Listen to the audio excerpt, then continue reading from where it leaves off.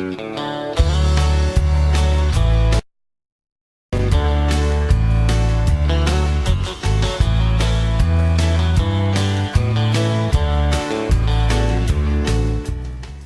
there, my name is Susan Arndt, and I'll be your host for the Tree Doctor. When we return, we're going to be joining Ed Dickey, the head tree doctor of Dickey Tree Service, out in northeast Arkansas and southeast Missouri. So be sure to hang with us, and we'll be right back. Daddy phoned to tell us that old tree might have to come down. The one and chase my wife around. He said a neighbor showed him where it was busting at the trunk. And if the snow, it could crack down to the stump. We got to save our family tree. It's such a big of our history. What a nostalgic sight to see. We got to save our family tree.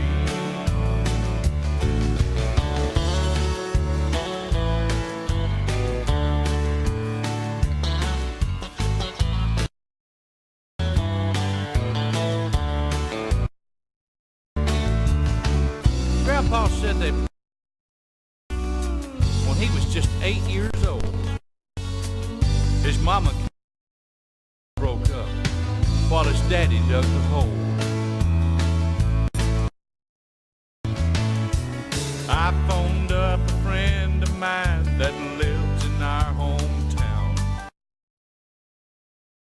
A tree doctor didn't like to cut trees down.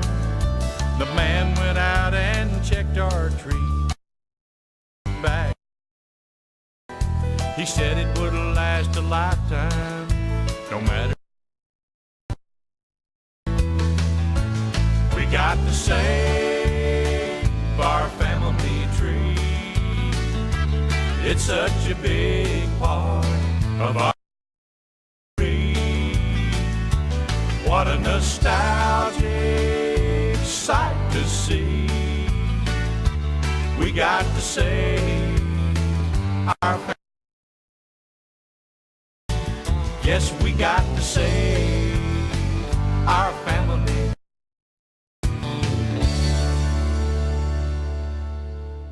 The tree doctors at Dickey Tree Service can inject a zap back in your tree's sap.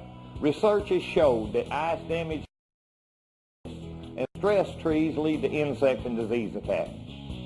Micro tree injection is the answer for your trees. Micro tree injection is a closed system delivering the directly to the sap stream of the tree. Once the problem is identified, the tree doctors at Dickey Tree Service can inject vitamins, minerals, or insecticides directly into the sap stream of your trees. This bypasses roots and provides immediate results. Micro tree injection has been university tested and field proven for over 35 years. After the tree doctors at Dickey Tree Service treat your trees, you receive a written 1-year guarantee. We won't treat a tree we don't think we can help. Let the tree doctors at Dickey zap back in your tree's sap.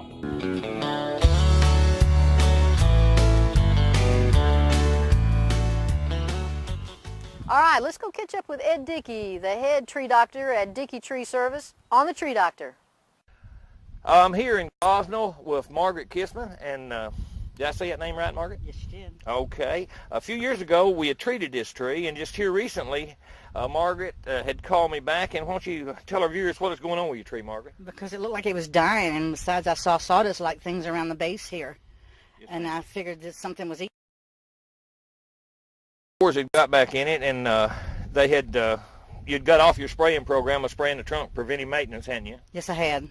For a short time, because my husband couldn't find the stuff to spray it with in this.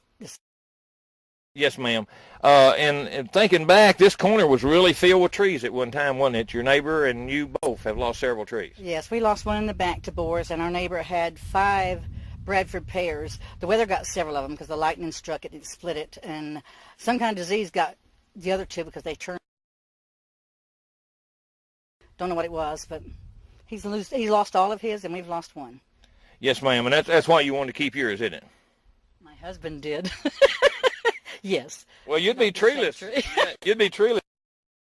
Well, what I wanted to mention is that, I don't know, it was 4 or 5 years ago when we first treed it, and then we were doing it. We'll visit back with you in months or years to come, and we'll just see how this tree's doing.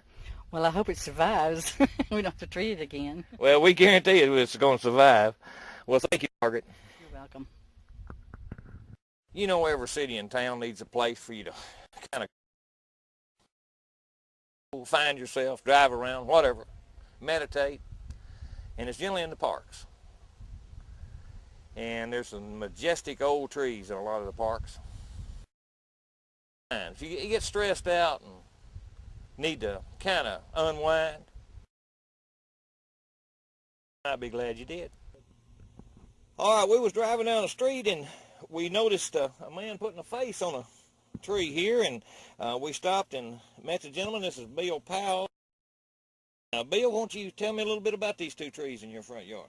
Well, sir, we've been here about 40 years now, and these trees were just, I could reach around each one of them when we moved here with my two. They've done got to be so big now that one would have been sufficient, I think, but we're pretty proud of both of them. Oh, I bet you are. You had a little trouble. We had an ice storm, and the one on this side over here, over of it touched the ground, and I just knew it was. The ice melted, it straightened back up, and you can see what it's doing now. Oh, it's still a fine tree. The reason I stopped, of course, is these eyes and the nose and mouth. About what's going on there, Bill? Well, our neighbor was over at Jonesboro the other day. No, she was down Little Rock. She found a set of those, and when she bought them, her husband said, well, you better get Cleta one of those too. So we got our trees fixed alike here now. She's got a big pecan tree over there in her yard, and I've got these two big oaks in my yard, and we both enjoy each other's trees. Why, sure, and puts a face on this this tree. And it's kind of cute. My wife likes it. Yes, sir. I'm going down the street, and I think our viewers are going to appreciate seeing it. Thank you, Bill, for talking to us. You're just welcome. I'm in the backyard of Bill and Cleta Powell in Blytheville, and want to talk a little bit about these purple martin houses. Bill, do you find they work against your mosquitoes? They sure do. They help out a lot. You've been using those? We've had those 25 or 30 years. We keep adding to them, and it's about time to get rid of those and get some new ones, because they've about got them wore out. But we have the same birds come back year after year, some of them the old ones. Yes, sir. Well, your yard has got a lot of white. If it wasn't for the purple martins, I'm sure it would be a nesting for mosquitoes, wouldn't it? It really would. It really would. But we've got these here and one up front, and we usually have sometimes as many as 10 pairs, and they'll raise from 20 to 35 or 40 small ones every year. That's a lot of birds. Well, these are it's got going on here in this fountain back here in the backyard, so just about any backyard, can't you? We certainly do, and she really does. She spends most of her time in the backyard. She'll come out here and lose track of time. I have known her come out here right after breakfast, 4 o'clock, and say, are you ever going to eat? And she'd say, well, it's not lunchtime, is it? So she thoroughly enjoys it. Well, you can tell she sure enjoys her backyard. Forget about eating. Yes, sir. Well, I'm not sure how many varieties of flowers we have back here, but we've gathered them over Texas, Oklahoma, Mississippi, Louisiana, Tennessee, Missouri, Kentucky that I can think of, and we don't do it much anymore, but we used to just get out and spend a day riding around and looking for wildflowers, and when we found some that it looked like the highway save some of them and bring them home and put them out. Involved with plants and trees, you know, it's got to get your attention. It did mine, and I'm sure the viewers are going to appreciate it. And I just appreciate you, Bill, taking a minute and showing us your backyard. Well, was it, and I appreciate you stopping. It's a pleasure to show it to anybody, and we enjoy it. All right, thank you, Bill. I want to give you a tip about sanitation of your tools. You know, most of the time when you're cutting limbs, branches, you know, a lot of the times they're diseased. And you've got to remember to clean your tools periodically, especially between each cut. If you're working on a bacteria canker like fire blight on a Bradford pear, you'll spread it if you don't. Other times, if you're cutting a diseased branch, a recent study with an organization showed that some fungi still living in ground up mulch, chipped tree mulch, up to 2 years later. So that would tell you that these organisms will live on these saws and these tools. Use a little bit of cleanup every so often and kill these. You don't want to spread it. You're doing quite a bit of harm if you do. Just a good idea to clean your tools and all them up periodically anyway, but we've gotten away from that. You need to remember that. A simple solution of rubbing alcohol will work fine, or a solution of 25% bleach mixed with water, and it will clean your tools. And that way, when you get ready to make a spreading a disease and you got a clean tool, you'll be glad you did. We'll be right back with Dickey Tree Service and the Tree Doctor.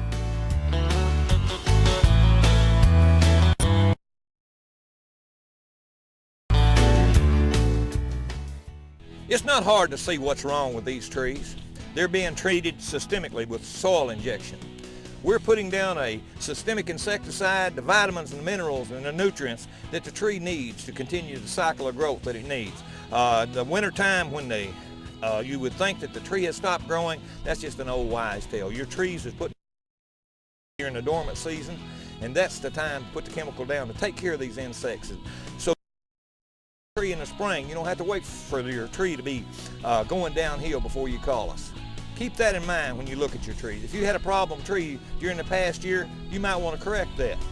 That's what we do. We're the trees. Our 36th year. We put the zap back in your trees, sap. Hello, I'm Ed Dickey, the tree doctor at Dickey Tree Service. I'm coming to you from inside of a tree. We've been getting 35 years. We get to the root of the problem. Give us a call. We know how to save your trees. We put the chemical where it needs to be, inside your tree. Taking care of insect disease. We're often imitated, but never duplicated. We've been doing this 35 years. We know what we're doing. We're the tree doctors, Dickey Tree Service.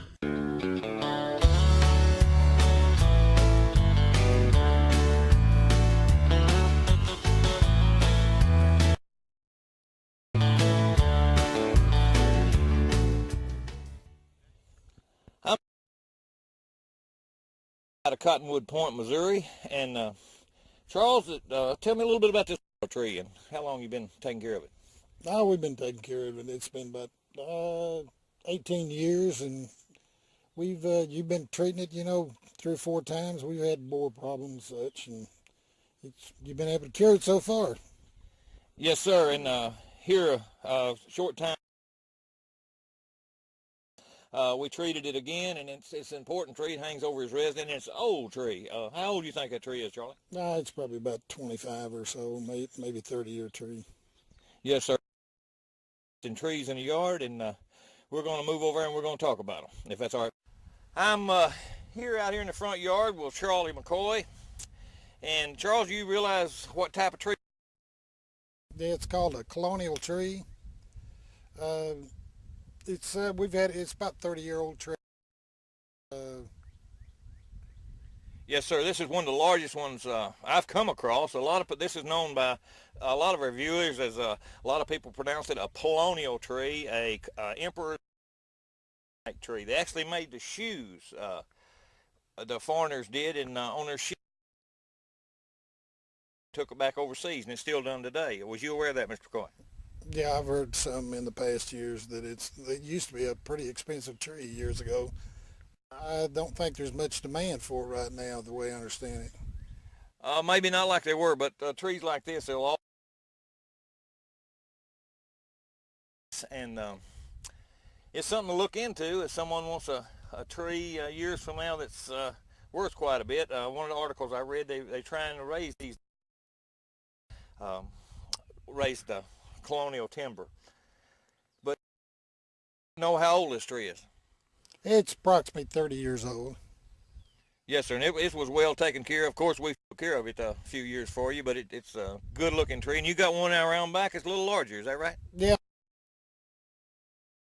The reason it's larger, I think they were planted pretty much at the same period of time. Charles, you're a businessman here in Pembroke County, Missouri. What business you in? I'm in the scrap metal business, salvage business here in Caruthersville. Yes, sir. And out here at Cottonwood Point, you're not too far at the river, are you? No, we're approximately about a mile or less from the Mississippi River, right across the levee here.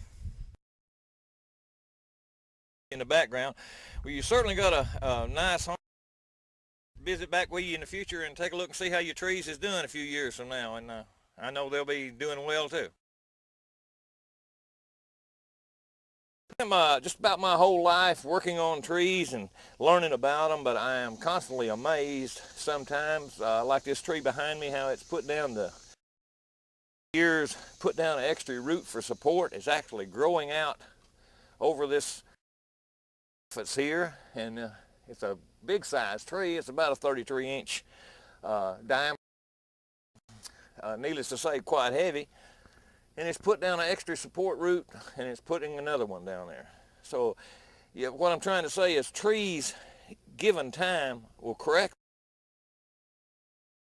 problems that needs to be corrected. The insects haven't got to this. The tree is just trying to survive. It's been took care of over the years, and it's taking care of itself. So give them a little help. They'll respond. I want to talk to you a little more about tree roots. Really sticking out of the ground pretty good. And you can see why. You can see when the riding mower goes over this, it hits hard right on the other side of this root and further compact on the far side. What the homeowner here could do is add some soil here to bring it up level with this root so the lawnmower is not hitting every time it goes over. It'll rise in 6 months or so, bring it up a little bit more. For these roots, the mound is you're going to see will be a small mound. It wouldn't look and it look much better than these roots being skinned. So bear that in mind when you're looking at your roots. A gradual fill to bring it up level. Live with that a little while. All amount on top to cover it up. You'll be glad you did. I'm here in Blyville with Lynn Rowe, and Lynn, why don't you tell me a little bit about what was going on with this tree a few years back? 7 years ago, maybe even longer than that, to have it cut down, and then I called you, and you came and put a rod in it, put some little things around the bottom of it, and then you came back again, put another rod in it, put some more little things around the bottom, and we hope it keeps standing, or else it's going to fall in the house. Yes, ma'am. I remembered when I talked to Lynn about it, I told her she could get at least another 5 to 10 years out of it, and she said if she got that, she'd be happy. Hadn't gave you any trouble since, has it, Lynn? No, not at all. 2 years ago, I had it trimmed back on the house side a lot to keep it, if it did go down, not too much would go on the house. But that advised us to do that, too, to get a little bit of weight off on that side. Yes, ma'am. It still leaves out every year, and it's doing fine. Oh, it's still a great old tree, and it makes your house look better. It sure does. And we also put a rod. Yeah, because that one was starting to split apart. Cutting that one down, you put a rod in that one and save that one too. Yes, ma'am. Well, I thank you for taking a minute and talking to us about your trees. All right, thank you. Another thing you need to be aware of when you're out examining your trees and in your yard is look for the jail that comes out where the borers have gone in, or holes in the trunk, sawdust around the base. But on this tree here, it's got a choker root at the bottom. This is called a girdering root. And if it's allowed to remain there, then it's going to eventually choke out this section of the tree. Now, once you identify your problem, here it is in the middle of the growing season. We won't want to cut that now, but this fall, you simply take a hatchet and cut it on that side, cut it on this side, peel it away. Get it all the way down in the ground and stuff. You just cut the part that's harming the tree off. Go here and there and hook up with other roots. You got one starting here, I would cut that on that side and this side also to get that off of there. It won't hamper by waiting to fall while the tree's dormant. And next spring, you'll be glad you did, because eventually this is going to turn into a big problem. And when you see other things growing out of your tree, like here's part of a holly,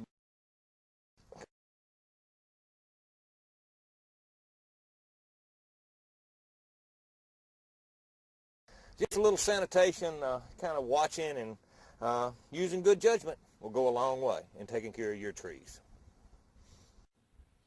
I'm here at the home of Loveland Ward in Blytheville, and a year or so ago we treated all these trees in the yard.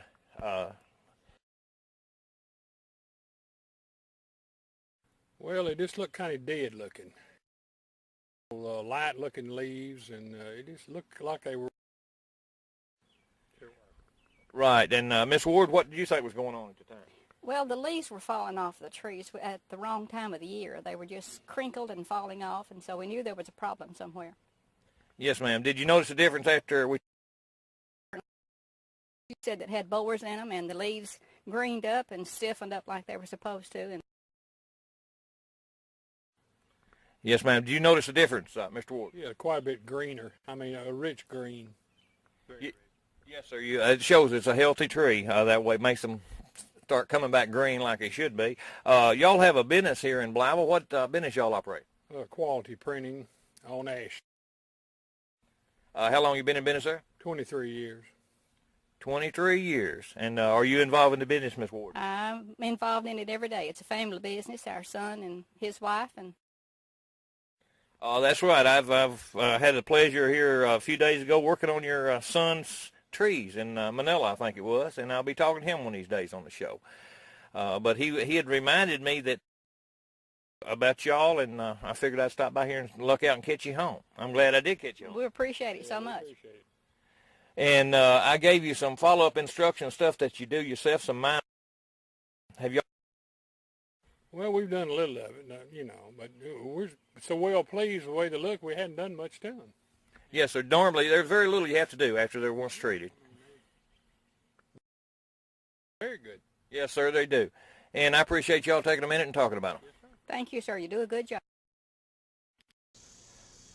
I want to tell you some things that have happened up on, and it's really damaging our trees in the areas around Jonesboro and, well, all the major towns around. The tree trimmers are spiking up the base of these trees. I've got on to them several times, mentioned to them it's not good. You can damage the tree severely using these tree spikes. They go in there quite a ways, tearing this wood to get up there. And if they would simply set a 24-foot ladder to get past this main trunk to get up, if they got to wear the spikes to do the tree work, it would be much better for your trees. In addition to that, they've gotten out of the habit of disinfecting and cleaning their spikes. Now these deep gashes that they're making in this main stem of this tree damages the trees, but it can spread disease right into these open places that they leave. For that reason, they need to disinfect those. You need to check with your tree people, ask if they disinfect their tools as well as their climbing gear. And it's just good sanitation. You wouldn't want from your neighbors over in your yard and going right into your tree, I don't think so, or across town or halfway across the country as far as that's concerned. Just, it's a good idea to not wear these things anyway. One tree firm here in town, when the client the spikes, she claimed that you know, my trimming crews used to do that years ago. Well, that's not the case. You know, we never approved of the fact of spiking trees down low. Our crews always carried ladders to get above the main trunk. And we're going in our 37th year. I'm glad we don't climb anymore this way. Still do it that way. We would have our ladders up there to protect these main trunks. That's the main part of your tree. A limb you can handle, but your main trunks, it gets sick, can't be repaired. So talk to your tree people what their policy is, and they'll probably be willing to change once you brought it to their attention. You'll be glad you did. In Blytheville, and you've heard me talk about Don redwoods before, and here's some of the oldest you're going to find in this part of the country. Mr.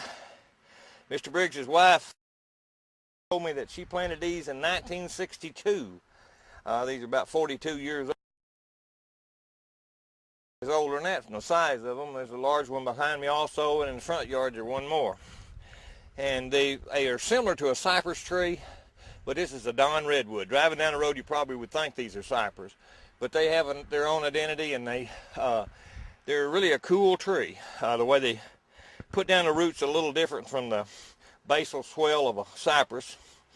They do it a little different. This is a Don redwood, and 42 years, that's a pretty good sized tree. We're here in Steele, Missouri, and here's an oak tree that recently got hit by lightning, and it knocked all the bark off of it. This tree's still green, and I told the homeowner here that, you know, I wouldn't take his money. You could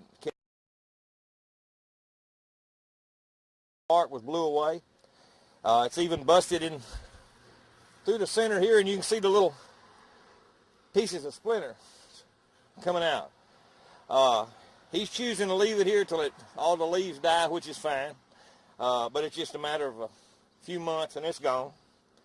It's not worth spending any money on, because when lightning does that, it just ruins your tree. What killed these trees? It was boreworms. The borer is a hard insect that can virtually untouched with spraying and other applications. But with systemic injection, when the borer eats the tree, the borer dies. All over. But we've got the cure. We give a 1-year guarantee when we treat your trees for the borers. We've been doing this 35 years, and we know what we're doing. Give us a call. We're the Tree Doctors, Dickey Tree Service, in your yellow pages under trees. All right, well, that's all for today's show. If you have any questions, go ahead and give Ed Dickey a call at the number below. Or you can always go to www.dickeytree.com. That's all for today's show, and we'll see you next time.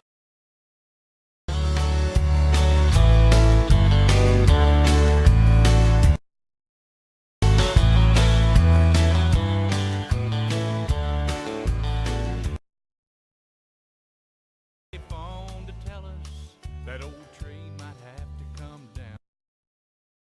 The one I had the tree